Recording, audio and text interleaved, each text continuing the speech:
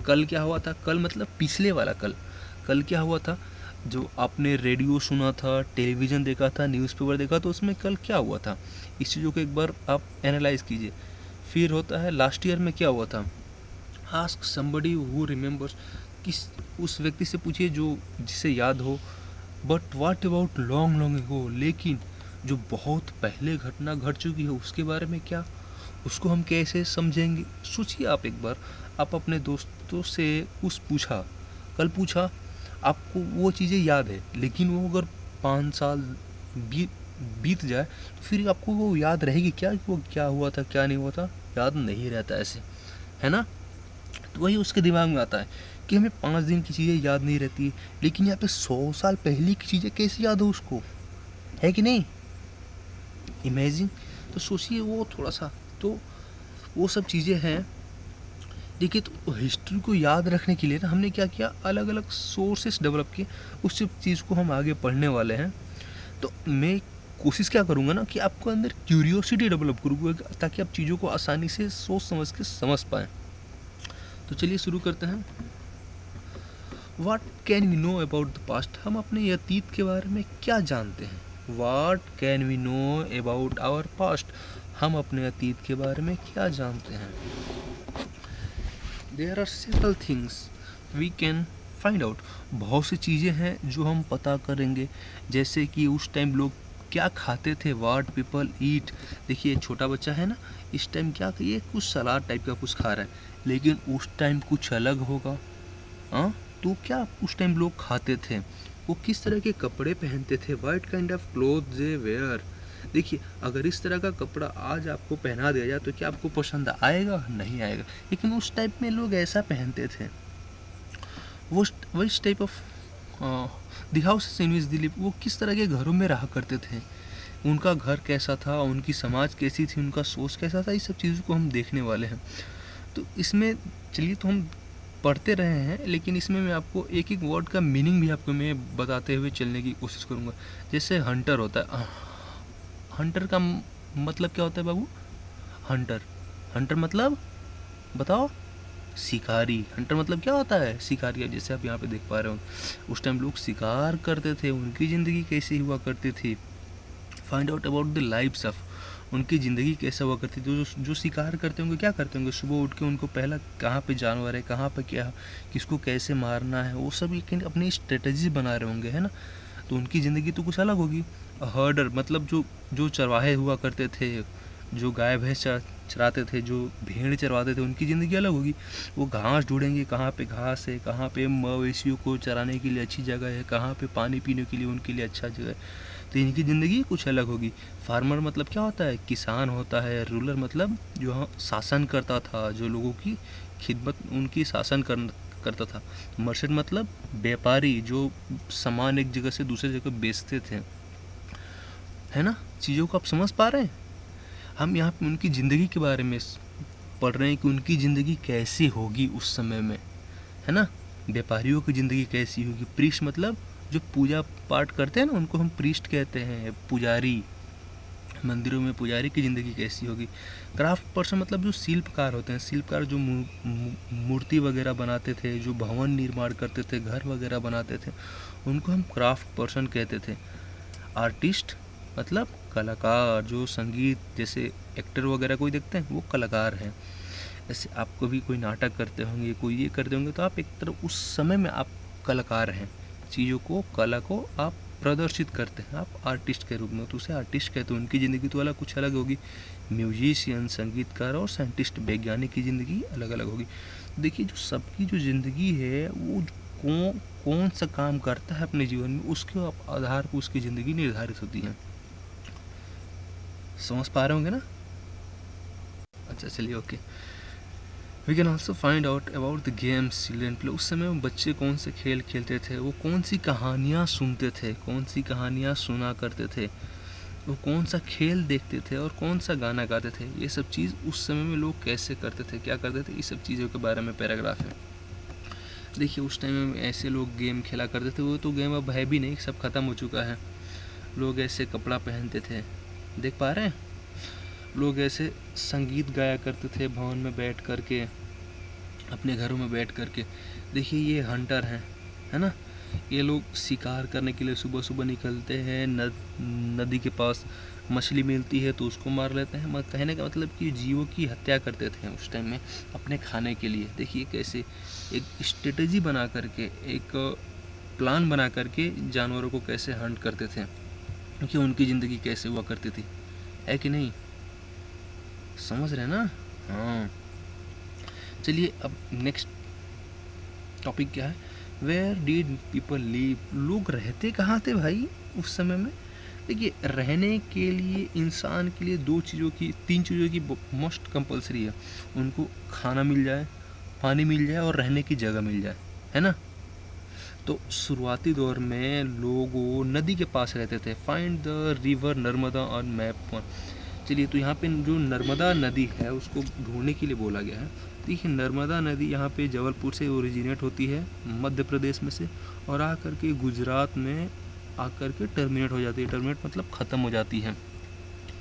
हाँ देखिए ये मैं आपको मैप में यहाँ दिखा रहा हूँ, नर्मदा नदी का फ्लो कैसे हो रहा है, देख रहे हैं ना। तो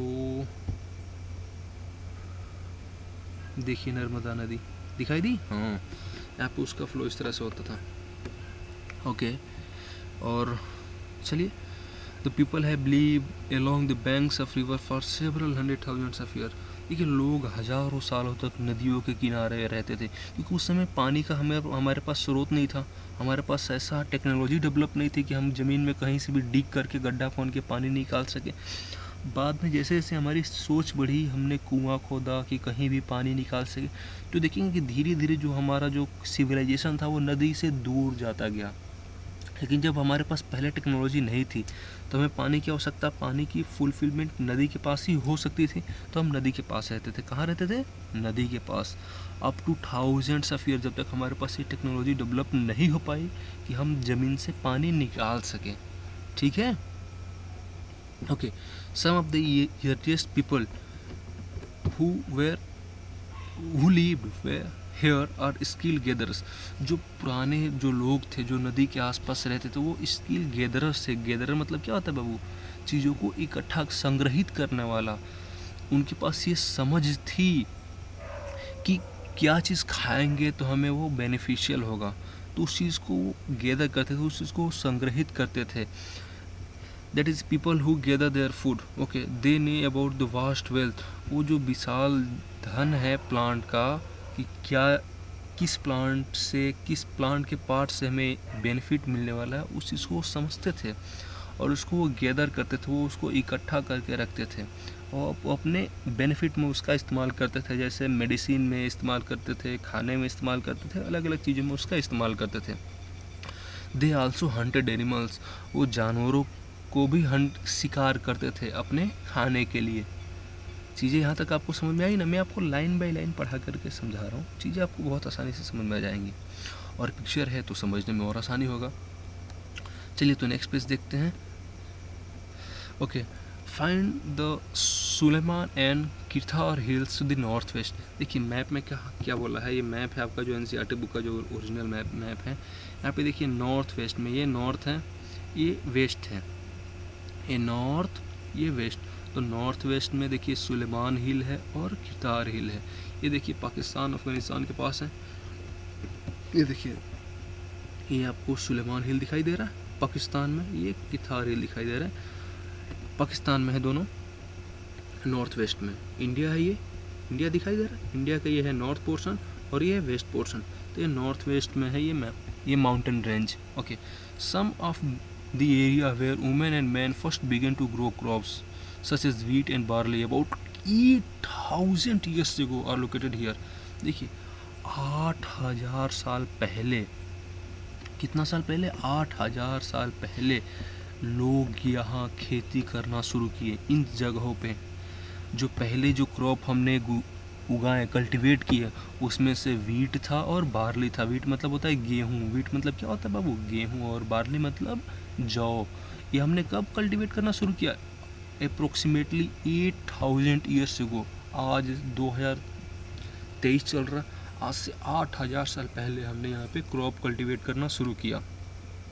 okay, People also began rearing animal like sheep, goat and cattle and live in villages.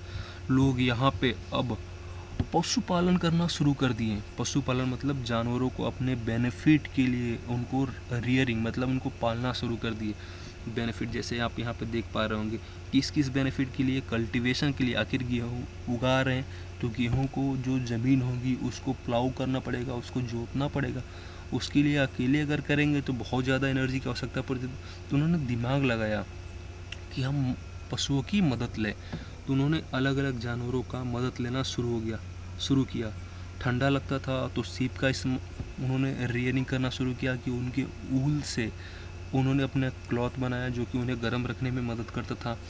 जानवरों को पालना शुरू किया, जैसे कैटल हो गया। कैटल में हम जनरली काऊ, बफेलो, ऑक्सेस वगैरह की बात करते थे, जो उन्हें मिल्क भी प्रोवाइड करते थे, एग्रीकल्चर में हेल्प भी करते थे, और उन्हें एक तरह से देखा जाए तो उनको जो बेसिक नेसेसिटीज़ थी उनमें वो फुलफ़िल करने में हेल्प करते थे। और साथ में वो कैटल को खाना वगैरह देते थे। जो एग्रीकल्चर से, देखिए एग्रीकल्चर जहाँ पे होता है वहाँ पे दो प्रोडक्ट निकलता है, एक फूड ग्रेन जो हम इंसान अपने लिए बेनिफिट में लेते हैं, और एक जो उनका जो स्ट्रॉ होता है, जो भूसा कहते हैं उसे, जिस पे फूड ग्रेन लगा होता है, वो जानवरों के, मवेशियों के खाने में इस्तेमाल हो जाता था। तो इनसे डबल बेनिफिट होता था उनको, है ना, तो उसका इस्तेमाल करते थे। अब समझ में आ गया। हाँ, सुलेमान किरतार हिल कहाँ पे है? पाकिस्तान में है। वहाँ पे सबसे पहला क्या हुआ था? एग्रीकल्चर हमने शुरू किया था। एग्रीकल्चर में कौन कौन से क्रॉप हमने कल्टीवेट करना शुरू किया? Wheat and barley. कब शुरू किया? 8000 ईयर्स एगो, 8000 साल पहले। कहाँ पे? सुलेमान एंड किरतार हिल्स में। चीज़ें समझ में आ रही है? आप मेरे साथ रिपीट करते जाएंगे तो और आपको आसानी से समझ में आएगा और आपको ये चीज़ें याद हो जाएंगी हमेशा के लिए। चलिए, रियरिंग मतलब क्या होता है? पालना होता है, ठीक है ना। अब देखिए यहाँ पे बोला गया है Garo hills in the north east and Vindhya in the central Hindi. देखिए ये नॉर्थ ईस्ट, ये नॉर्थ है, ये ईस्ट है। देखिए यहाँ पे ये गारो हिल्स आपको दिखाई दे रहा है, Garo hills in the north east दिखाई दे रहा है, and Vindhya in the central India के सेंट्रल में देखिए आपको विंध्या रेंज दिखाई दे रहा है ना। मैप में बोला कि हमने इसे फाइंड आउट कर लिया। देखिए मैप क्या होता है ना, जो पिक्चर होता है वो चीज़ों को आसान समझने में और हमें आसान बना देता है, चीज़ों को हम आसानी से समझते हैं। और दूसरा इससे बेनिफिट होता है कि चीज़ें हमें बहुत समय तक याद रहती हैं। तो चलिए देखते हैं इन जगहों की विशेषताएं क्या क्या है। विशेषताएं मतलब आप बताइए कमेंट सेक्शन में, चीज़ों को समझते जाएंगे आप। देखिए ये मैप है, ये हमारा ओल्ड मैप है। इस चीज़ों को कैसे, ये फिजिकल मैप, देखिए मैप दो तरह का होता है। एक पॉलिटिकल मैप होता है जहाँ पे बाउंड्रीज हम शो किए रहते हैं, एक फिजिकल मैप होता है जहाँ पे हमें बाउंड्रीज, स्टेट्स की बाउंड्री नहीं शो करते हैं, माउंटेन्स को शो करते हैं, रिवर को शो करते हैं, प्लेटूस को शो करते हैं। तो ये फिजिकल मैप है। ये कौन सा मैप है बाबू? Physical map. एक पॉलिटिकल मैप होता है जहाँ पे स्टेट्स की, नेशन की बाउंड्री को शो करते हैं, है ना। ये फिजिकल मैप, वो जिस पे बाउंड्री शो करते हैं उसको पॉलिटिकल मैप कहते हैं। समझ गए। चलिए तो पढ़ते हैं एग्रीकल्चर वेयर डेवलप दिस। देखिए यहाँ पे गारो हिल्स और सेंट्रल विंध्या रेंज में शुरू में एग्रीकल्चर डेवलप हुआ। एक हमने वहाँ पे एग्रीकल्चर करना शुरू किया, लेकिन वो डेवलप एग्रीकल्चर नहीं था सुलेमान एंड किरतार हिल्स में, लेकिन यहाँ पे एग्रीकल्चर अच्छे खासा डेवलप होने लगे। This is the place where first rice cultivation were grow. Vindhya range में देखिए, ये जो विंध्या रेंज, ये आपको विंध्या रेंज आपको ऐसा देखने को मिलता है सेंट्रल में। यहाँ पे हमने सबसे पहले राइस का कल्टीवेशन करना शुरू किया। राइस का सबसे पहला कल्टीवेशन कहाँ पे शुरू हुआ? विंध्या रेंज में। राइस का सबसे पहला कल्टीवेशन विंध्या रेंज, सबसे पहला कल्टीवेशन राइस का विंध्या रेंज। वीट और बार्ली का सुलेमान एंड किरतार हिल्स। कब? 8000 साल पहले। लोग गारो हिल्स कहाँ पे है? नॉर्थ ईस्ट में है। कहाँ पे? नॉर्थ ईस्ट में है। सुलेमान एंड किरतार हिल्स कहाँ है? इंडिया के नॉर्थ वेस्ट में है, इंडिया के नॉर्थ वेस्ट। चलिए चीज़ों को समझ पा रहे हैं, अच्छी बात है, समझ जाएंगे। चलिए इतना तो याद हो गया। Trace the river Indus and it's tributaries. देखिए इस मैप में इंडस रिवर को हमें दर्शाना है। कहाँ पे इंडस रिवर है? देखिए ये है इंडस रिवर, दिखाई दिया आपको? ये कौन सा रिवर है? इंडस रिवर है। और इसके ट्रिब्यूटरीज उसे कहते हैं ना, जो छोटी छोटी नदियाँ होती हैं वो आकर के जब एक बड़ी नदियाँ में गिरती हैं तो इस छोटी छोटी नदियाँ को हम ट्रिब्यूटरीज कहते हैं। देखिए ये छोटी नदी है, आके इसमें गिरी, ये भी छोटी नदी है, आके इस मिल के एक बड़ी नदी बनाई, ये भी छोटी नदी है, आके मिल के एक बड़ी नदी बनाई। तो ये जो छोटी छोटी नदियाँ हैं ना, इन्हें हम ट्रिब्यूटरीज कहते हैं। जैसे सतलज है, रवि है, ब्यास है, चेनाब है और झेलम, ये सब मिल के एक ये सब ट्रिब्यूटरीज हैं, ये मिल के एक नदी बनाती है जिसे हम इंडस रिवर कहते हैं। क्या कहते हैं? Indus river. समझ गए? चलिए समझ गए। आगे देखते हैं। आपने इंडस रिवर देखा, यहाँ पे हिमालय के जब इधर टॉप से फ्लो होना शुरू होती है, इधर से आके पाकिस्तान में फ्लो होते होते होते आके इधर अरेबियन सी में टर्मिनेट होके ख़त्म हो जाती है, इधर आके अरेबियन सी में ख़त्म हो जाती है ना। अब देखते हैं, tributaries are the smaller river that flows into the larger one. मैंने अभी आपको बताया ट्रिब्यूटरीज ये छोटी छोटी नदियाँ होती हैं, ये बड़ी नदियों में आकर के गिरती हैं, है ना।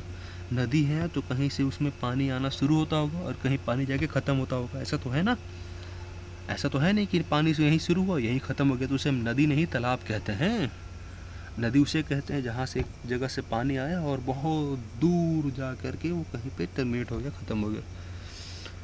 तो आपको ट्रिब्यूटरी समझ में आ गई। ये छोटी छोटी नदियाँ हैं जो आकर के बड़ी नदियों में गिरती हैं, उसे हम ट्रिब्यूटरीज कहते हैं। About 4,700 years ago, some of the earliest cities flourished on the bank of this river. About 4,700 साल पहले इस नदियों के किनारे बहुत अच्छी खासी जो शहर है वो फली फूली और बढ़ी इस नदियों के किनारे। उसे हम फ्लरिश मतलब क्या होता है? फला फूलना, मतलब उस अच्छा खासा एक जगह था, यहाँ पे फर्टाइल लैंड था, वाटर की अवेलेबिलिटी थी, और तो यहाँ पे एक बहुत अच्छा सिविलाइजेशन डेवलप हुआ था।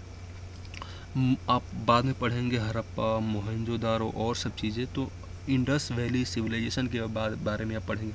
तो यहाँ वो कब शुरू हुआ था? 4,700 ईयर्स एगो, 4,700 साल पहले ये सब शुरू हुआ था। बाद में लेटर अबाउट 2,500 ईयर्स एगो, बाद में 2,500 साल बाद the cities develop on the bank of Ganga and it tributaries along the sea coast. बाद में 2,500 साल बाद जो नई शहर गंगा नदी के किनारे डेवलप हुई और इसके ट्रिब्यूटरीज के आसपास, ये जो समुद्र का किनारा दिख रहा है आपको, है ना, यहाँ पे ये गंगा नदी है और ये इसके ट्रिब्यूटरीज है, जैसे यमुना है, चेनाब है, सोन है, हाँ, इसके ट्रिब्यूटरीज है। इसके आसपास शहर बनना शुरू हुए कब? 2,500 साल पहले। सबसे पहला सिविलाइजेशन हमारे आसपास कहाँ पे बनना शुरू हुआ था? इंडस वैली के पास, यहाँ पे इंडस नदी के पास। तो यहाँ पे अच्छा खासा फर्टाइल लैंड भी था, सब कुछ था, तो यहाँ पे अच्छा खासा सिविलाइजेशन बना था, ठीक है। बाद में 2,500 साल बाद कहाँ पे बना था? गंगा नदी के किनारे और उसके ट्रिब्यूटरीज के पास। Okay, locate the Ganga and it tributaries called the Son. चलिए, एक गंगा नदी है, मैं आपको दिखाता हूँ। ये आपका गंगा नदी दिख रहा है आपको? ओके, हाँ, और इसके ट्रिब्यूटरीज किसे कहते हैं? जो छोटी नदियाँ बड़ी नदियों में आकर के गिरती हैं उसे हम क्या कहते हैं? ट्रिब्यूटरीज कहते हैं। तो किस ट्रिब्यूटरी के बारे में बात किया गया है? सन के बारे में। तो ये यहाँ पे है, दिखाई दिया आपको? दिखाई दिया? हाँ, तो इसको आपने लोकेट कर लिया। आपको ये देखिए, ये गंगा नदी का मैप है जो कहाँ से शुरू होती है? हिमालय से शुरू होती है। इधर हरिद्वार, मुजफ्फरनगर, मेरठ, बरेली, अलीगढ़, कानपुर, इधर इलाहाबाद, बनारस, मिर्ज़ापुर, आगरा, पटना, भागलपुर, बहरमपुर, इधर सब होकर आकर के बे ऑफ बंगाल में जाकर के टर्मिनेट हो जाती है, ख़त्म हो जाती है। तो ये अकेले तो चलती नहीं है, बीच में इसके कुछ छोटे छोटे ट्रिब्यूटरीज भी हैं। तो यहाँ पे आपको दिखेंगे, आपको सोन ट्रिब्यूटरी दिख रहा है आपको, गंगा नदी का एक, इसे हम हिंदी में सहायक नदी कहते हैं शायद। ओके, तो आप देख पाएँ, in ancient time the area along the river to the south of Ganga was known as Magad, now lying in the state of Bihar। देखिए, ये गंगा नदी है यहाँ पे, आपने यहाँ पे देखा था ऐसे गंगा नदी था। इसके साउथ में एक बहुत, ये नॉर्थ है, ये ऊपर, ये नीचे इसका साउथ है। साउथ है ना, यहाँ पे देखिए, यहाँ पे ये गंगा नदी के साउथ में एक बहुत बड़ा किंगडम हुआ करता था जिसका नाम मगध है। वो प्रेजेंट डे बिहार में होता था, प्रेजेंट डे बिहार में है मगध। ये पहले बहुत बड़ा किंगडम था, लेकिन अभी ये बस एक एरिया रह गया है, उसे मगध कहते हैं। क्या? Magadh. Its ruler were very powerful. यहाँ के जो शासक थे वो बहुत पावरफुल थे, बहुत पावरफुल थे। And set up a large kingdom. वो बहुत बड़े अपने साम्राज्य की स्थापना किए थे। The kingdoms were set up in the other part of the country as well. ये बस यहीं तक सीमित नहीं था, ये हमारे कंट्री के बहुत दूर दराजों तक फैला था उस समय में। Through the people travel from one part of the subcontinent to the other. हालांकि लोग एक जगह से दूसरी जगह ट्रेवल करते थे। क्या? यात्राएं करते थे, जो कि हाई माउंटेन्स बीच में। देखिए, एक दूसरे से यहाँ से अगर जाना है, हमें यहाँ पे ट्रेवल करते इंडिया से चाइना में जाना, तो बीच में बहुत बड़ा पहाड़ है, तो यहाँ पे high mountains, the hills and high mountains हुआ करते थे, बड़े बड़े पहाड़ हुआ करते थे, जैसे हिमालय आप देख रहे हैं, क्या बहुत बड़ा पहाड़ है। यहाँ पे देखेंगे आप, डेजर्ट होगा यहाँ पे, है ना। डेजर्ट मतलब रेगिस्तान होता है, नदियाँ हुआ करती थी, समुद्र हुआ करते थे। ये हमारी जो यात्रा है ना, उसको बहुत ख़तरनाक बना देते थे, बहुत डेंजरस बना देते थे उस समय। लेकिन ये असंभव नहीं था यात्रा करना, फिर भी लोग डटे रहते थे, कोशिश करते थे, एक बार नहीं बार बार कोशिश करते थे, और फिर भी वो यात्रा संपन्न करते थे। आगे अब मैं आपको जब पढ़ाऊँगा ब्रिटिश भारत में कैसे अचानक तो आ नहीं गए, उन्होंने धीरे धीरे आए, अलग अलग सी रूट डेवलप किया, उसके बाद से उन्होंने इंडिया को डिस्कवर किया, फिर 100 साल बाद आए, 200 साल बाद आए, फिर धीरे धीरे वो सब प्रोसेस हुआ। तो ये कठिन तो है, लेकिन इम्पॉसिबल नहीं है, लोग कोशिश करने से हमें सफलता मिलती है, ठीक है ना। So man and women move in a search of livelihood. So आदमी और औरत जो थे एक जगह से दूसरे जगह किस लिए जाते थे? अच्छे जीवन के लिए। जो नेचुरल डिसेस्टर जैसे कि बाढ़ आना, सूखा पड़ जाना, इससे बचने के लिए। जैसे अगर वो यहाँ पे खेती कर रहे हैं, बाई चांस मैं आपको बता रहा हूँ एक एग्जांपल देकर कि यहाँ पे खेती कर रहे हैं, यहाँ पे बारिश नहीं हुई, सूखा पड़ गया तो फिर फसल होगी नहीं। उस समय उन्हें इतना टेक्नोलॉजी डेवलप तो थी नहीं कि अर्थ में डिग करके पानी निकाल करके इरिगेशन कर सके, मतलब सिंचाई कर सके, इतना टेक्नोलॉजी डेवलप नहीं थी। तो क्या करते थे, एक जगह से दूसरे जगह जाते थे। यहाँ पे नहीं हुआ तो फिर यहाँ से यहाँ पे आगे किसी और नदी के पास, है ना। फ्लड मतलब क्या होता है? बाढ़ आना। फ्लड मतलब बाढ़ आना, देख रहे हैं। ड्रॉट मतलब सूखा पड़ना। सम टाइम अलग कुछ समय अलग अलग देश की सेनाएं आकर के दूसरे जगह ज़मीन कब्जा करने के लिए हमला करती थी, फिर भी लोग पलायन कर। देखिए यहाँ पे अलग देश की सेनाएं हैं, यहाँ पे लोग पलायन कर एक जगह से दूसरे जगह जा रहे हैं ना। जब आती थी, हमला करती थी, उस समय भी लोग एक जगह से दूसरे जगह चले जाते थे अपने राजा के साथ, अपने लोगों के साथ। Besides merchant travel with caravans. देखिए जो व्यापारी लोग थे ना, जो मर्चेंट थे, वो झुंड में ट्रेवल करते थे। देखिए यहाँ पे मैं आपको दिखा रहा हूँ, ये देखिए, ये मर्चेंट हैं, अकेले ट्रेवल नहीं करते थे, वो एक झुंड में ट्रेवल करते थे। वो अपने सामान को लेकर के, घोड़ा को, खच्चर के, इस पर अपने सामान लाद के लेके जाते थे। उससे उनको ये फ़ायदा होता था ना कि अगर कोई उन्हें एनिमीज़ आए, कोई उन्हें लूटने आए, तो अगर वो झुंड में हैं तो कोई उन्हें आसानी से लूट नहीं पाएगा, है ना। और बहुत वैल्यूएबल गुड्स, बहुत महंगे महंगे सामान लेकर के जाते थे, तो झुंड में रहे तो कोई उन्हें लूट नहीं पाएंगे, इसलिए वो हमेशा कारवास में जाते थे। कारवा मतलब झुंड में जाते थे ऐसे, ठीक है। ट्रेवल्स इन विथ कारवास, और शिप के साथ, या तो समुद्र में जाएंगे तो फिर नाव पे जाएंगे ना, घोड़े तो लेके जाएंगे नहीं, पानी में घोड़ा चलेगा क्या ऊपर? नहीं ना। तो फिर उस समय वो नाव की मदद से जाते थे। वो carrying valuable goods. Valuable good मतलब क्या हुआ? मूल्यवान वस्तु। वो अपने साथ बहुत ही मूल्यवान वस्तु लेके जाते थे व्यापार करने के लिए, बेचने के लिए, एक जगह से दूसरे जगह, from one place to another place. Okay. जो रिलीजियस टीचर थे, जो धार्मिक गुरु हुआ करते थे, वो भी एक गांव से दूसरे गांव जाते थे, और एक जगह से दूसरे जगह जाते थे, और बीच में वो रुकते थे लोगों को इंस्ट्रक्शन देने के लिए, लोगों को ज्ञान देने के लिए बीच में रुकते थे। लोगों की समस्या जो थी उन्हें उसका समाधान देते थे। जीवन कैसे जीना है, क्या करना है, अभी क्या होने वाला, ये सब चीज़ों को लोगों को रुक रुक के जानकारी देते हुए जाते थे। एंड फाइनली कुछ लोग तो अपने चीज़ों को जानने के लिए कि आखिर वहाँ पे क्या है, जैसे अगर कोई आदमी यहाँ पे है, वो जानना चाहता था कि आखिर यहाँ पे क्या होता होगा भाई, यहाँ पे कैसे लोग रहते होंगे, यहाँ पे क्या है क्या नहीं है। नए नए चीज़ों को ढूंढने के लिए, नए नए एक एडवेंचर के लिए एक जगह से दूसरे जगह जाते थे, है ना। अब बताइए लोग एक जगह से दूसरी जगह क्यों जाते थे, क्यों जाते थे? पहला अच्छी ज़िंदगी के लिए, है ना। अगर उन्हें कहीं बाढ़ आ गया, खाना नहीं मिलेगा, तो फिर कहीं दूसरी जगह जाते थे अच्छी ज़िंदगी के लिए। नेचुरल कैलेमिटीज से बचने के लिए, जो प्राकृतिक आपदा है उससे बचने के लिए, अच्छे शेल्टर के लिए जहाँ पे उन्हें अच्छा शेल्टर मिल सके, और अपने राजा के साथ एक जगह से दूसरे जगह जंग लड़ने के लिए, और अच्छा जो लैंड था उसे कब्जा करने के लिए। और मर्चेंट क्यों जाते थे? अपने व्यापार करने के लिए, सामान को एक जगह से दूसरी जगह बेचने के लिए, है ना। और नई नई जगह ढूंढने के लिए लोग जाते थे। चीज़ें समझ में आ रही है ना आपको? हाँ, समझ में आएगी। जहाँ भी नहीं आ रही आप पूछ सकते हैं। मेरी पूरी कोशिश रहेगी कि चीज़ों को आपको अच्छे से अच्छे समझ में आए और आप उसका बेहतर फ़ायदा उठा सके। बस अभी के लिए नहीं, हमेशा के लिए आपको वो चीज़ आपके दिमाग में जाकर के स्टोर हो जाए। हाँ, अब देखिए, why do people travel nowadays? आज के लोग क्यों सफ़र करते हैं? आप बताइए, क्यों सफ़र करते हैं? बताओ। चलो ठीक है, हाँ, एकदम से अच्छी बात है। चलो शाबाश। अब बताओ, देखिए जो पहाड़ हैं, चलिए मैप 1 में देखते हैं। उसमें पहाड़ है, माउंटेन है, समुद्र है, और नेचुरल फ्रंटियर मतलब होता है सीमांत, जहाँ पे ज़मीन ख़त्म हो जाए, जिसके आगे हम आसानी से ना जा पाए, उसको हम फ्रंटियर कहते हैं।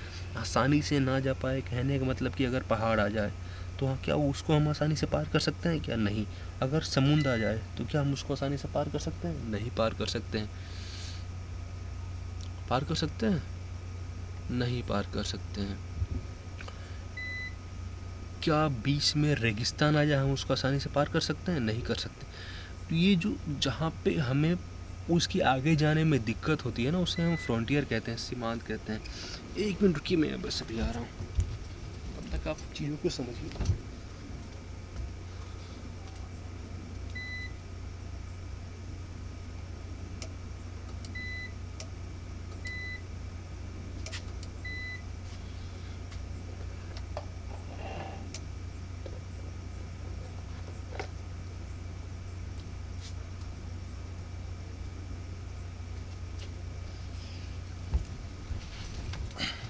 आपने फ्रंटियर देख लिया क्या होता है? सीमांत को फ्रंटियर कहते हैं।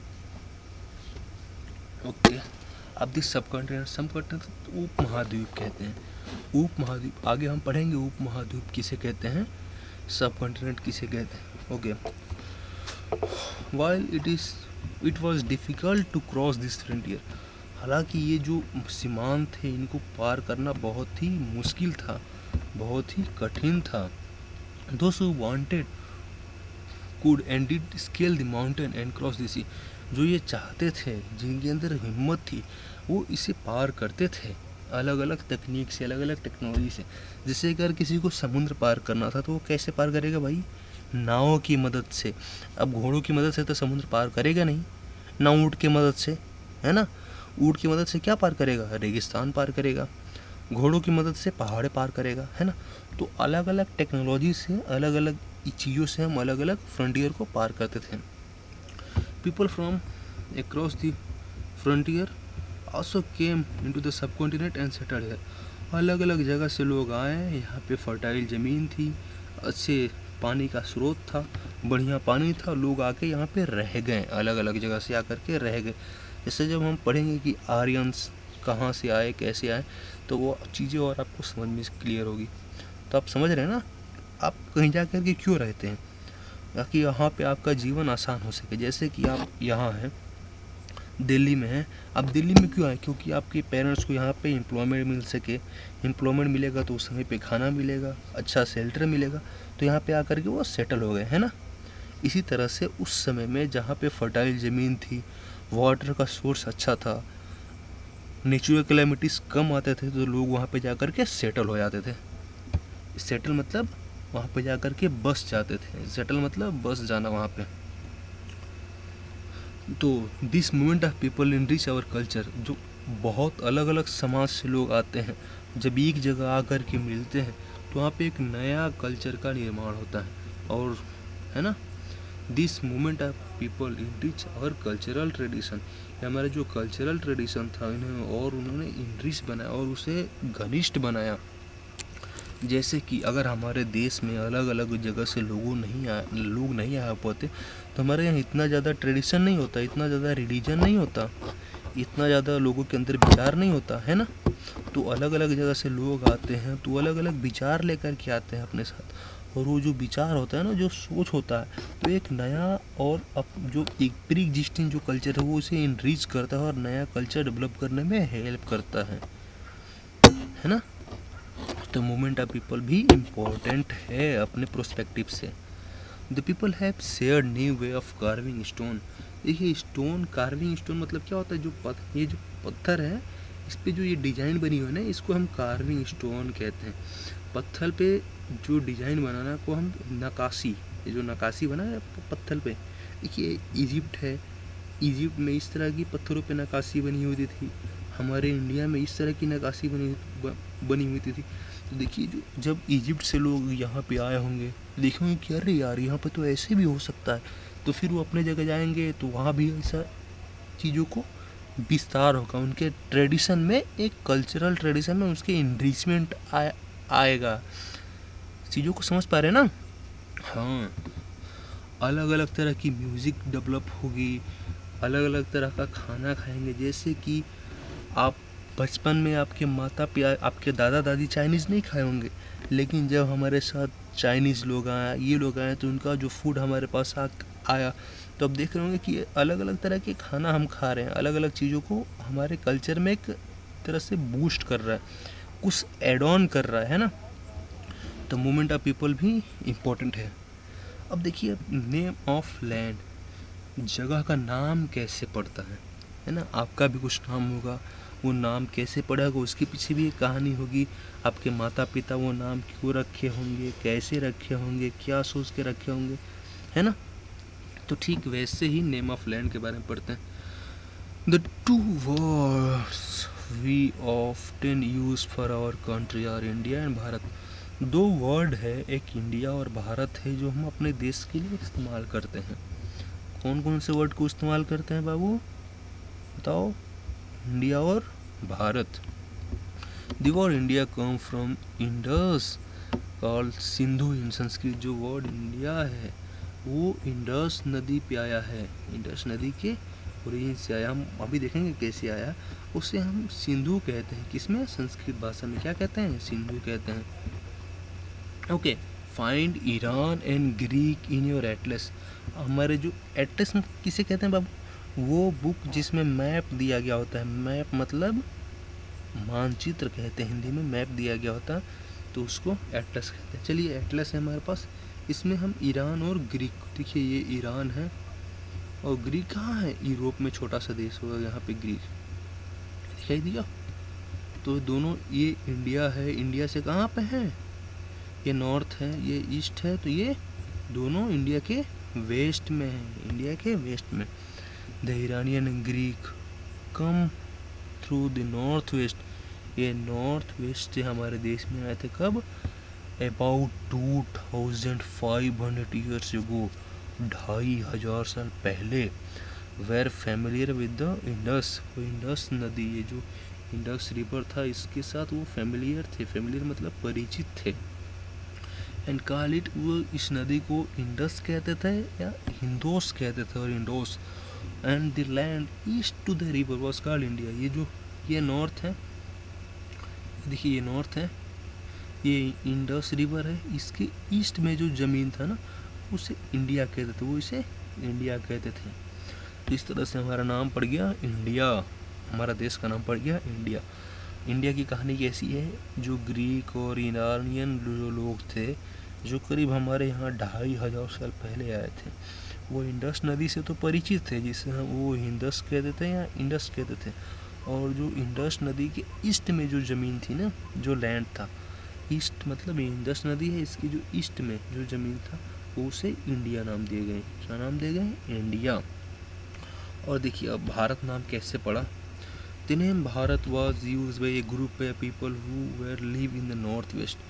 देखिए जो नॉर्थ वेस्ट में जो ग्रुप ऑफ पीपल जो रहा करते थे, जो ऋग्वेद में मेंशन है, ये जो ऋग्वेद है इसमें मेंशन है इनकी कहानी, वो लोगों के ऊपर वो जिस ज़मीन पे रहा करते थे उसको भारत नाम दे गए। Okay, the name Bharat was use for a group of people. ये ग्रुप ऑफ पीपल के लिए इस्तेमाल होता था, वो उन लोगों के लिए इस्तेमाल होता था who live in the north west, जो नॉर्थ वेस्ट में रहा करते थे, and who are mentioned in Rigveda. Rigveda में उनकी चर्चा की गई है। ये ऋग्वेद है, हमारे 4 वेद हैं, जो ये ओल्डेस्ट रिटर्न टेक्स्ट है, मतलब सबसे पुराना जो हमें कुछ लिखा हुआ मिला है वो वेद है, उसे हम ऋग्वेद है, लिखा हुआ है ना, जहाँ पे हमें लिखित कुछ डाटा मिल सके, जो संस्कृत में लिखा गया। ये कब लिखा गया था? अबाउट 3500 ईयर्स एगो, 3500 साल पहले। सोचो इतना ज़्यादा पहले लिखा हुआ था। तब तो तब के दादा के दादा के दादा के दादा के दादा भी नहीं होंगे, है ना। चीज़ों समझ पा रहे हैं ना। इंडिया नाम कैसे आया? ग्रीक और इरानियन ने इंडस नदी के ईस्ट वाले लैंड को इंडिया नाम दे करके गए। कौन? ग्रीस और ईरान के लोग। कब दे करके गए? 2500 ईयर्स एगो। और भारत नाम कैसे पड़ा?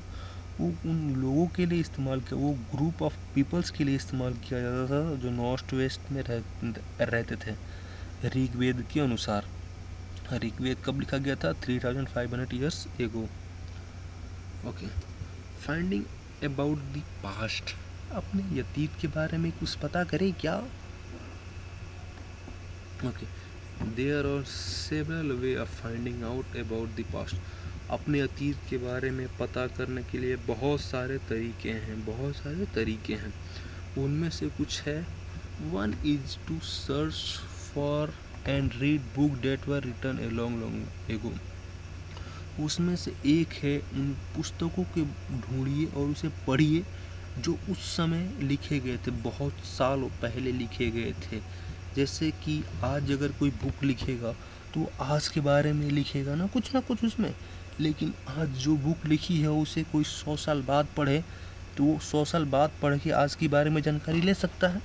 ठीक उसी तरह जो बहुत पहले लिखी गई थी उनको पढ़ के हम उस समय की जानकारी ले सकते हैं, अपने अतीत को समझ सकते हैं। ठीक उसी को जो ओल्डेस्ट रिटर्न बुक्स थे उन्हें हम मैन्युस्क्रिप्ट कहते थे। मैन्युस्क्रिप्ट कहते थे जो बहुत पहले जो बुकें लिखी जाती थी ना, उस टाइम कोई प्रिंटिंग प्रेस तो था नहीं, कोई टेक्नोलॉजी भी इतनी डेवलप नहीं थी कि ताकि हम बुक को प्रिंट कर सके। प्रिंट मतलब किसी डिवाइस के मदद से हम चीज़ों को जब लिखते हैं ना उसके ऊपर, तो उसे हम प्रिंट कहते हैं।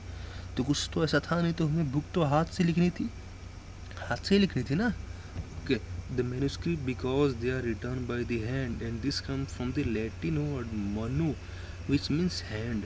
मैन्युस्क्रिप्ट मतलब क्या? देखिए जो वर्ड है वो लैटिन वर्ड से आया है। मैन्युस्क्रिप्ट मतलब होता है हैंड रिटर्न नोट्स। क्या? हैंड रिटर्न नोट्स, जो हाथ से लिखे हुए नोट्स रहते थे उसे हम मैन्युस्क्रिप्ट कहते हैं। क्या कहते हैं? मैन्युस्क्रिप्ट। मैन्युस्क्रिप्ट देखिए they are usually written on palm leaf. Palm मतलब क्या? देखिए मैं आपको दिखा रहा हूँ, ये प्लांट है पाम, इसके पत्तियों पे जनरली नोट्स लिखा करते थे। यहाँ पे देख रहे हैं इनकी पत्तियाँ है, ये जो बीच वाला जो दिख रहा है ना आपको, ये वो इस तरह का होता है, इसके ऊपर लिखा जाता था नोट्स, इसके ऊपर नोट्स लिखा जाता था पाम लीफ के ऊपर से। ये नोट्स आपको इस तरह से दिखता, इसे हम कहते थे मैन्युस्क्रिप्ट। इसे क्या कहते थे? Manuscript. Manuscripts are hand written notes that are written on leaf of palm tree. देखिए, और पाम ट्री पे तो हो गया, और on the specially prepared bark of tree known as beads. ये जो ट्री है देखिए, बीच ट्री है, आपको दिखाई दे रहा है। इसको जो बार्क है ना, ये आपको जो दिख रहे हैं, ये जो आप देख रहे हैं, ये इसे हम बार्क कहते हैं। इसके ऊपर जो लिखा जाता है इसे बीर्च कहा जाता है। क्या कहा जाता है? बीर्च। जो आपको जो निकला हुआ दिख रहा है, ये छोटा सा पेपर नुमा आकार जो दिख रहा है ना, इसे हम क्या कहते हैं? बीर्च। ये जो ट्री है ये हिमालयन रीजन में ग्रो करते थे। ये कहाँ ग्रो करते हैं? हिमालय में। हिमालय कहाँ है? मैं आपको दिखा दूँ मैप में हिमालय कहाँ है। देखिए, ये आपको इंडिया दिखाई दे रहा है। इंडिया को जो ये नॉर्थ ईस्ट वाला जो पार्ट है, कौन सा? नॉर्थ ईस्ट में, कि मैं आपको ये मैप में दिखाऊं। देखिए, ये हिमालय है, यहीं पे वो ग्रो होता है, वो ट्री यहीं पे ग्रो होता है। ठीक है, जो जिससे बीच डेवलप होता है और उस पर हम मैन्युस्क्रिप्ट लिखते हैं। ठीक है, समझ गए? ओके ओके, कहाँ गया भाई छोटा मोटा? ओके, बीच। लेकिन इसमें कुछ और भी चीज़ें हैं क्या? The page from the palm leaf manuscript. अच्छा, ये एग्जाम्पल ये दिया गया। देखिए, इससे लिखा जाता था हाथ से, तो ये बहुत डिफ़िकल्ट वर्क है ना। अगर हमें 10 बुक की कॉपी प्रिंट करनी होगी तो 10 बार लिखना पड़ेगा एक ही चीज़ को। तो इस टाइम क्या होता था ना कि बुक की बहुत ज़्यादा कॉपीज़ नहीं होती थी, एक ही कोई सिंगल बुक रहती थी, उसी को लोग बार बार पढ़ते थे। एक आदमी, जैसे कि मैं आपको बताऊं, एक क्लास है उसमें बस एक ही बुक है और एक ही बुक को अलग अलग स्टूडेंट्स अलग अलग डेट को पढ़ रहे हैं। इस टाइप का हुआ करता था। बुक की बहुत ज़्यादा कॉपीज़ वगैरह नहीं हुआ करती थी। ठीक है, चलिए। ओवर द ईयर्स, सालों में बहुत सारे मैन्युस्क्रिप्ट चींटियाँ खा गई, कीड़े मकोड़े खा गए। जैसे कि अगर आप कोई बुक रख देते हैं कहीं पे, तो बाद में देखते हैं कि उसके पेजेस में कुछ ना कुछ कीड़े लग जाते हैं ना। ठीक वैसे ही समय बीतती है तो बहुत हज़ारों साल पहले लिखे गए, तो इस बुक में भी कीड़े मकोड़े लग गए थे और कीड़े मकोड़े से इनको डिस्ट्रॉय कर दिए। लेकिन कुछ रह गए, जैसे कीड़े खा गए। देखिए, बुक में कीड़े खा गए। हाँ, तो ये डिस्ट्रॉय हो गया। अब यहाँ पे क्या लिखा था हमें कैसे पता चलेगा? नहीं पता चल पाएगा ना। लेकिन कुछ मैन्युस्क्रिप्ट बचे हुए थे जो कि मंदिरों में रखे गए, मंदिरों में थे और मोनेस्ट्रीज में थे। देखिए, मंदिर और मोनेस्ट्रीज में क्या अंतर है? देखिए, ये है टेम्पल आपका, इसे मंदिर कहते हैं। ये मोनेस्ट्रीज है। मोनेस्ट्रीज में क्या होता है? बच्चों को रख के उनको ट्रेनिंग दिया जाता है। ये बौद्ध धर्म में जनरली इसका इस्तेमाल होता है। यहाँ पे भी रिलीजियस टीचिंग दी जाती है और टेम्पल में भी रिलीजियस टीचिंग दी जाती है। ओके, ये टेम्पल देख रहे हैं आप, टेम्पल है, ये मोनेस्ट्रीज है।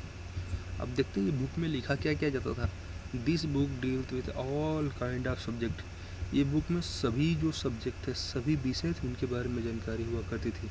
जैसे कि धार्मिक आस्थाएँ, रिलीजियस बिलीफ एंड प्रैक्टिस। धार्मिक आस्थाएँ जो हमारे जो बिलीफ है कि ये हमारे गॉड है, ये है, एक बिलीफ है। और जो प्रैक्टिस जो हम करते हैं, पूजा करते हैं, ये करते हैं, वो हमारी प्रैक्टिस है। लाइफ ऑफ किंग, राजा की ज़िंदगी कैसे हुआ करती थी, मेडिसिन, साइंस, सबके बारे में इस मैन्युस्क्रिप्ट में लिखा हुआ रहता था। इसके अलावा एपिक्स मतलब कहानियाँ, जैसे महाभारत हो गया, रामायण हो गया, ये एपिक्स हैं। पोयम मतलब कविताएं। प्ले मतलब खेल, अलग अलग खेल लिखा हुआ करती थी। ये राजा कैसे रहते हैं, कैसे क्या करते थे, ये सब लिखे। देखिए, ये मैन्युस्क्रिप्ट आपको दिखा रहा हूँ, ये साइंस का मैन्युस्क्रिप्ट है। देखिए, एक इंसान है, उसको किस तरह से दर्शाया गया है हाथ से लिख के, है ना। देखिए, हाथ से बनाई हुई ड्राइंग है ना। ये चीज़ों को समझ पा रहे हैं ना। हाँ, ये हाथ से लिखा हुआ मैन्युस्क्रिप्ट है। तो इसमें इन सब चीज़ों के बारे में जानकारी हुआ करती थी। साइंस के बारे में, मेडिसिन के बारे में, राजा कैसे रहते थे इसके बारे में, उस समय कौन कौन सा धर्म था, क्या क्या प्रैक्टिस हुआ करती थी उस धर्म को ये करने के लिए, वो सब चीज़ें मैन्युस्क्रिप्ट में लिखा हुआ रहती थी। देखिए, जो बहुत सारे जो मैन्युस्क्रिप्ट मिले हैं वो जनरली संस्कृत में लिखे गए हैं और प्राकृत में लिखे गए हैं। देखिए, आज हमारे पास हम 2 लैंग्वेजेस की जनरली इस्तेमाल करते हैं, एक हिंदी और एक इंग्लिश। जिसे इंग्लिश आती है हम समझते हैं वो हायर क्लास का है, उसका स्टैंडर्ड थोड़ा सा ज़्यादा है ना। ठीक उसी टाइम जो संस्कृत हुआ करता था, उस टाइम जिसको संस्कृत आती थी हम उसे समझते थे कि ये एडवांस लोग हैं। और दूसरी भाषा थी प्राकृत, जो आम लोग बोलते थे, आम लोग जिसमें बात करते थे। ठीक है, तो 2 लैंग्वेजेस की जनरली ज़्यादा इस्तेमाल होता था, संस्कृत और प्राकृत। संस्कृत जनरली लिटरेचर को लिखने में, और जो बड़े बड़े जो लोग थे वो संस्कृत में बात करते थे, और हम लोग किस भाषा में बात करते थे, प्राकृत में। और दूसरे तमिल का भी हमें कहीं कहीं मैन्युस्क्रिप्ट मिलता है। We can also study inscription. Manuscript समझ गए क्या होता है? हैंड रिटन नोट्स होता है ऑन पाम लीफ और बीच पे होम हैंड रिटन नोट्स होता है, उसे मैन्युस्क्रिप्ट कहते हैं। ये समझ में आ रही है। अब दूसरा इंस्क्रिप्शन क्या होता है? इंस्क्रिप्शन देखिए ये भी हैंड रिटन नोट्स होता है, लेकिन इसे हम हार्ड सरफेस पे नोट करते हैं। This are written are relatively hard surface such as stone और मेटल। इसे हम हार्ड सरफेस, जैसे आपको स्टोन दिख रहा है, इसके ऊपर जो लिखा गया है यहाँ पे आपको चीज़ें दिख रही है, इसे हम इंस्क्रिप्शन कहते हैं। इसे हम क्या कहते हैं? इंस्क्रिप्शन। अब से मैं क्वेश्चन पूछ रहा हूँ, मैन्युस्क्रिप्ट और इंस्क्रिप्शन में क्या अंतर है बताइए। मैन्युस्क्रिप्ट सॉफ्ट पेपर पे लिखा जाता है और इंस्क्रिप्शन हार्ड सरफेस पे लिखा जाता है, समझ गए? मैन्युस्क्रिप्ट इजीली डिस्ट्रॉय हो सकता है, इंस्क्रिप्शन इजीली डिस्ट्रॉय नहीं हो सकता। हार्ड सरफेस से उसकी लाइफ ज़्यादा होगी। और बताओ, चलो कमेंट सेक्शन में लिख के बता देना। Okay, sometime king got their order inscribe so that people could see. कभी कभी जो राजा थे वो अपने आदेश थे वो इन पत्थरों पे ऐसे लिखवा दिया करते थे, इंस्क्राइब करवा देते थे, ताकि लोग उसको आसानी से पढ़ सके और उसका पालन कर सके, उस ऑर्डर को पालन कर उसको फॉलो कर सकें। The other king kinds of inscription और एज वेल, बहुत तरह के हमें इंस्क्रिप्शन मिलते हैं, जैसे कि राजा की ज़िंदगी कैसी थी, उनका क्या था क्या नहीं था, अलग अलग राजा, किंग, क्वीन, कॉमन पीपल, अलग अलग तरह के हमें इंस्क्रिप्शन मिलते हैं। जो राजा अपनी लड़ाइयाँ लड़ा करते थे उन्हें भी वो एक हार्ड सरफेस पे ये करवा देते थे, लिखवा देते थे, उसका भी हमें इंस्क्रिप्शन देखने को मिलता है। देखिए जैसे यहाँ पे कौन से साल में कौन सी लड़ाइयाँ लड़ी गई, कौन जीता, किसके साथ लड़ी गई, कौन हारा, कितने लोग मरे, उसका क्या परिणाम हुआ, आखिर जीते तो फिर क्या मिला, हारे तो फिर कितना का नुकसान हुआ, ये सब चीज़ें भी राजा इंस्क्राइब करवा के लिखते थे। अब बताओ advantage of writing an hard surface. जो हार्ड सरफेस पे लिखते हैं उसका एडवांटेज क्या क्या है? पहला एडवांटेज, वो बहुत ज़्यादा समय तक टिका रहेगा। दूसरा, वो आसानी से डिस्ट्रॉय नहीं हो पाएगा। और सब बताओ, आप बताना। Okay, could have been difficulties, क्या इसको लिखने में कुछ परेशानी भी होती होगी? एकदम से ज़रूर होती होगी।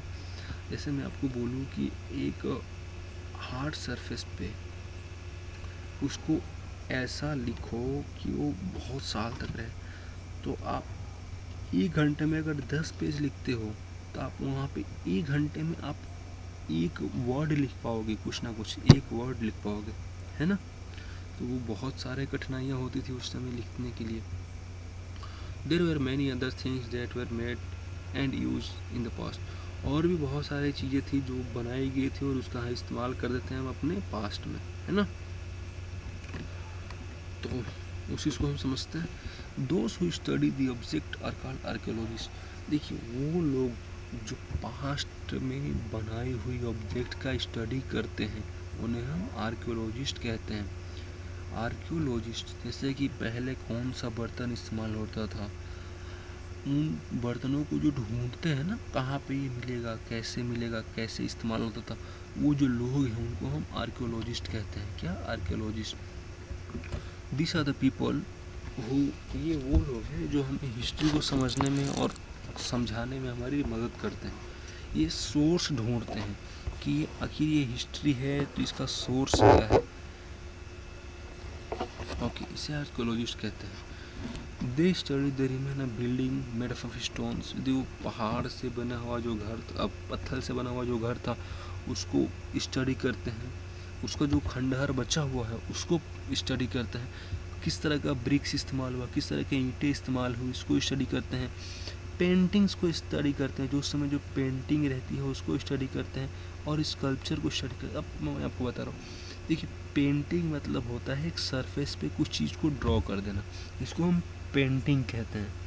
उसे हम आसानी से हाथ से छुएंगे तो प्लेन सरफेस पे रहता है।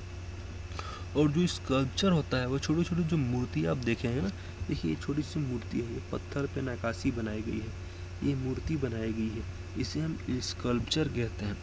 आप जब इसे छुएंगे तो ये उबड़ खाबड़ रहेगा। क्या उबड़ खाबड़? एक प्लेन सरफेस पे नहीं रहेगा, तो इसे हम स्कल्पचर कहते हैं।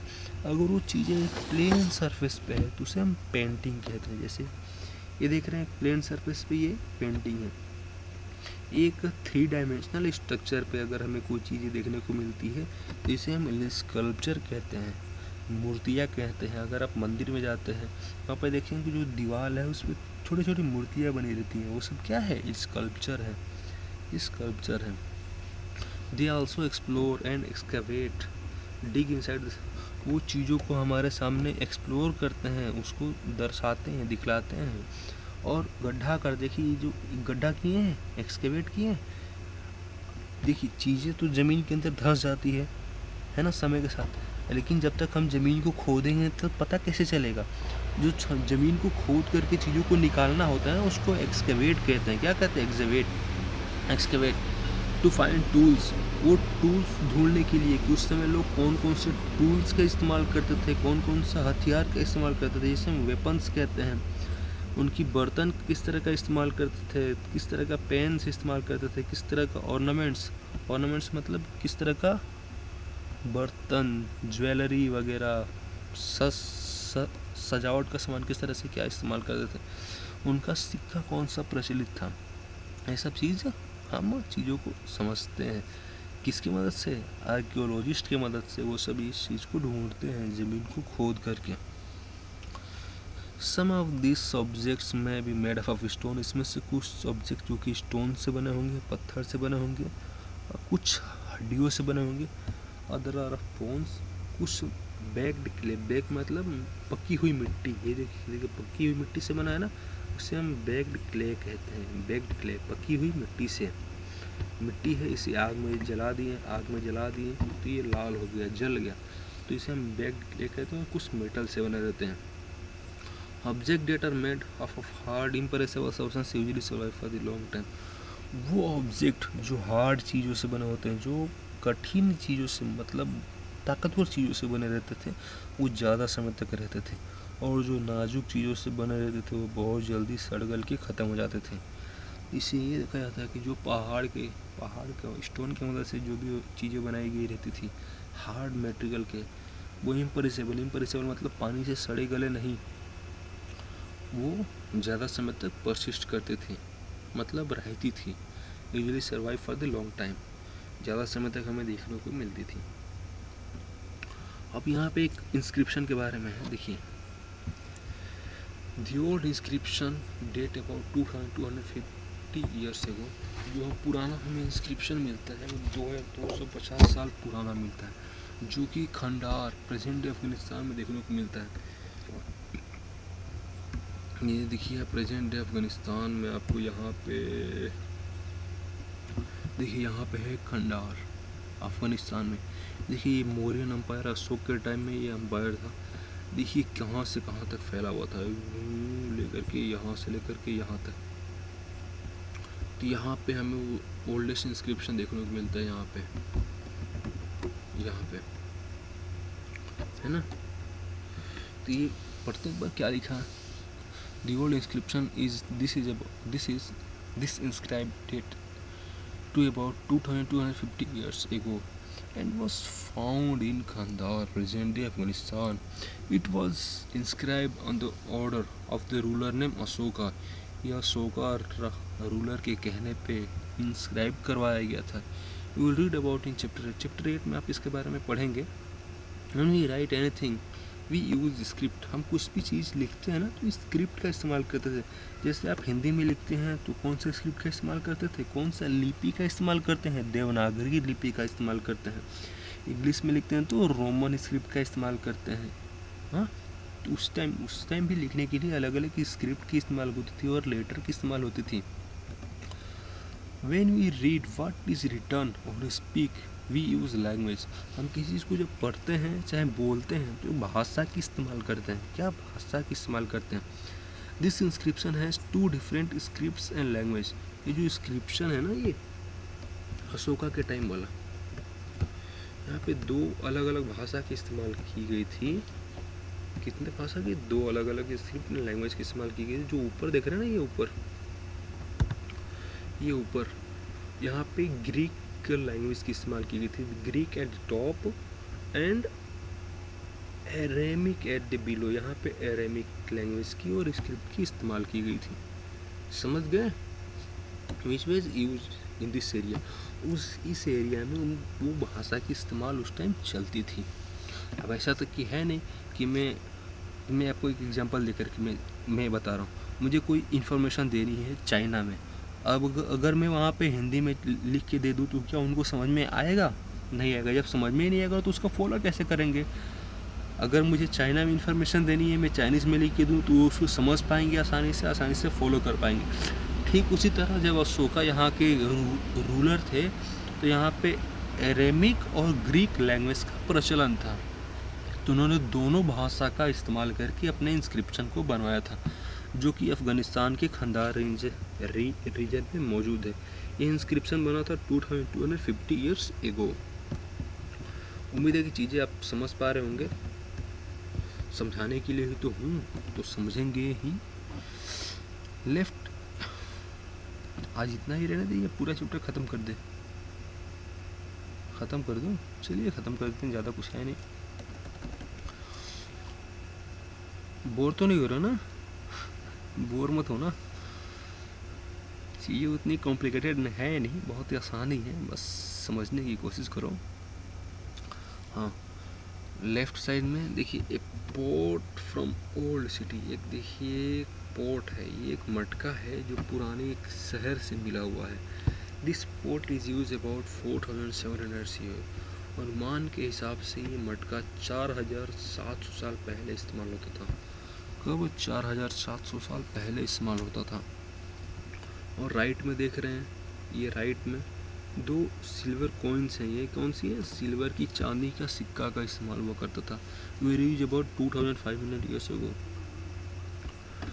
2500 ईयर्स एगो, 2500 साल। और ये कब? 4700 साल पहले, 4700 years ago. In what way this coin differ from the. ये आज के सिक्कों से कैसे अलग है? बताओ तो बाबू, जरा सोचिए, बताओ कैसे अलग है भाई? उस समय का सिक्का आज का सिक्का से कैसे अलग है? सोचे, मैं बताऊं? देखिए इनका जो शेप देखेंगे ना, ये इरेगुलर शेप में है, मतलब इसका कोई फिक्स शेप नहीं है। ऐसा देखा जाए तो ये रेक्टेंगल के फॉर्म में। कैसा? रेक्टेंगल के फॉर्म में है, स्क्वायर के फॉर्म में है। उस टाइम कॉइन चला करती थी। अभी कैसी कॉइन चलती है? सर्कल फॉर्म में चलती है। कितनी? सर्कल फॉर्म में देख देंगे तो ये कॉइन जो है ना, वो थिक है, बहुत मोटा है। और आज की हमारी कॉइन कैसी है? थिन है, पतली है। तो समझ गए? और बाकी डिफरेंस आपको करके बताना है कैसे वो अलग है आज के सिक्कों से। चलिए, archaeologists also look for bones of animals, birds, fish to find out what people ate in the past. Archaeologist जो थे जानवरों की हड्डी का ढूंढते थे, फिश, बर्ड्स, अलग अलग लोगों की हड्डी, बोन्स ढूंढते थे। इससे पता लगाने के लिए कि उस समय लोग खाते क्या थे, उस समय लोग क्या खाते थे, कैसे रहते थे। Plant remain survive for more rarely. Plant का अवशेष शायद ही अगर कहीं मिल जाए तो मिल जाए, नहीं तो उनका अवशेष मिलता नहीं था, क्योंकि प्लांट आसानी से सड़ गल जाता था। जब सड़ जाएगा तो उसका कुछ अवशेष मिलेगा नहीं। If the seed of grain or piece of food have been burned, they survive in a charred form. अगर उसकी बीज, सीड मतलब तो बीज, और उसका लकड़ी का कुछ टुकड़ा अगर जल जाता था तो वो चार कोयला के फॉर्म में बचा हुआ रहता था। Do you think clothes is found frequently by archaeologist? क्या आपको लगता है कि आर्कियोलॉजिस्ट को कपड़ा भी मिलता होगा डिगिंग करते वक्त? हाँ, जरूर मिलता है। देखिए ऐसा देखिए कपड़ा मिला हुआ है, उस टाइम लोग ऐसा कपड़ा पहनते थे। देखिए ये चाइनीज़ पजामा मिला हुआ है, ये चाइना का इस टाइप का पजामा लोग पहना करते थे। पैंट वगैरह मिलता है। Historian that is scholar who study the past often use the word source to refer to the information found from the manuscript, inscript and archaeology। जो हिस्टोरियन थे, देखिए जो हिस्टोरियन है इसको, और जो स्कॉलर्स है, स्कॉलर मतलब जो विद्वान लोग थे जो अतीत के बारे में पढ़ते हैं, वो सोर्स शब्द देते हैं जिन्हें उन्हें अतीत के बारे में जानकारी मिलती है। जैसे अतीत के बारे में जानकारी कैसे मिलेगी, पास्ट के बारे में मैन्युस्क्रिप्ट से मिलेगी, इंस्क्रिप्शन से मिलेगी, आर्कियोलॉजी से मिलेगी। जो मटेरियल हमें पास्ट के बारे में जानकारी देता है वो उन्हें सोर्स का नाम देते थे। क्या सोर्स का नाम देते थे, सोर्स का नाम देते थे। किसका? Source. Her found learning about the past become an adventurous as we reconstruct it bit by bit।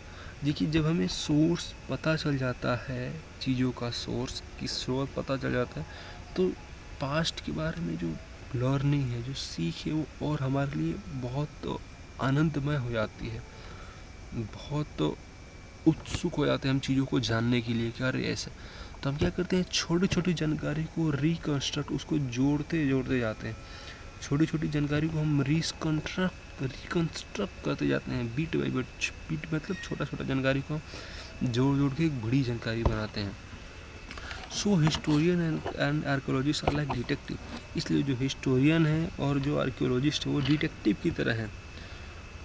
Who use all this source like clues to find about the past. वो डिटेक्टिव की तरह है, वो अलग अलग सोर्स को इकट्ठा करके उसको स्टडी करके एक नॉलेज को कंस्ट्रक्ट करते हैं, एक चीज़ों को कंस्ट्रक्ट करते हैं जिससे हम थर्ड पर्सन जो है वो चीज़ों को आसानी से पढ़ के समझ सके और उसको समझ के अपने जीवन में इम्प्लीमेंट भी कर सके, उसको जीवन में लागू भी कर सके। ठीक है ना? मुझे लगता है 1 घंटा हो गया, लगता है ना। चलिए, तो ज़्यादा कुछ है नहीं, बस थोड़ा सा है, उसको अभी हम तुरंत समझ लेते हैं कि कल पढ़ेंगे। अब कल पढ़ते हैं वन पास्ट और मैनी। चलिए कल पढ़ते हैं यहाँ से वन पास्ट और मैनी से। ठीक है, गुड नाइट। उम्मीद करता हूँ कि आपको लेक्चर पसंद आया होगा। लेक्चर कैसा लगा आप ज़रूर बताइएगा। धन्यवाद। Have a